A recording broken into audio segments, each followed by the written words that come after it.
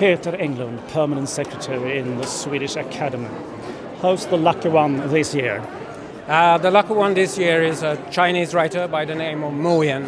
It's actually a pen name. His real name is Goyan Mo Yan. He is known as, under his pen name Mo Yan.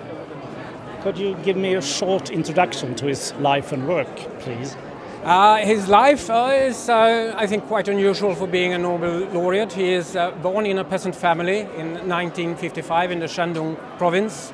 He left school at 12 years old and started to work in the fields together with the adults, and eventually gained education after he managed to join the army, and there he was educated and he picked up writing. And he did his literary debut in 1981. He made his breakthrough, at least in China, in '84, and then in '85 he had his first big success, Red Sorghum, The Red Field, which has also been made into a movie and given an award at the Berlin Film Festival. I think perhaps if people has heard of Mo Yan, it's as who wrote the original for this movie. How well known is he all over the world? Are there many translations, for instance?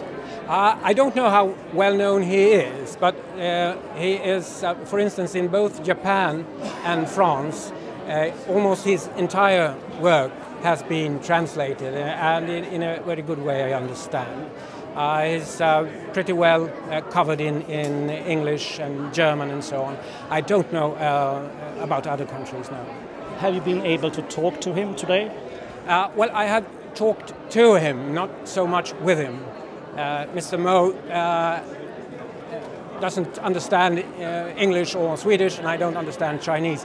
But luckily we have a member of the Academy who is fluent in Chinese, so I had an interpreter when I talked to him. And what were his reactions? He said he was overjoyed and scared. Because his life seems like a real success story from rags to riches. Well, yes, in a way, but the interesting thing that we phoned him, and he was at home in Gaomi, where he lives with his father, who is now 90. What are the important themes in his books?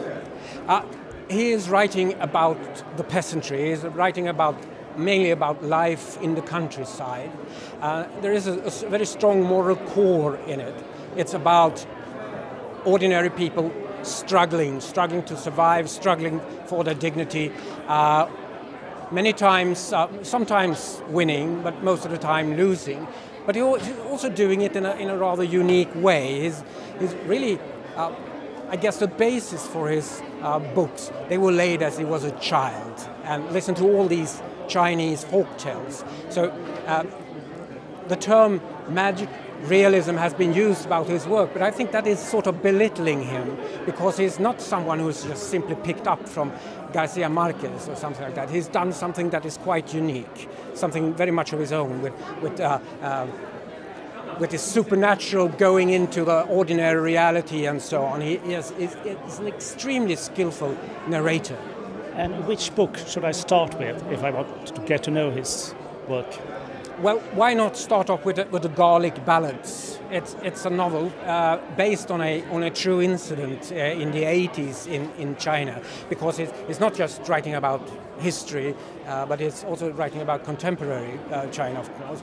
And it's an incident that happened in the 80s where there were riots due to a bust in the garlic market, but that is just the centerpiece for a big story woven about a lot of different people. Thank you, Mr. Englund, Permanent Secretary of the Swedish Academy.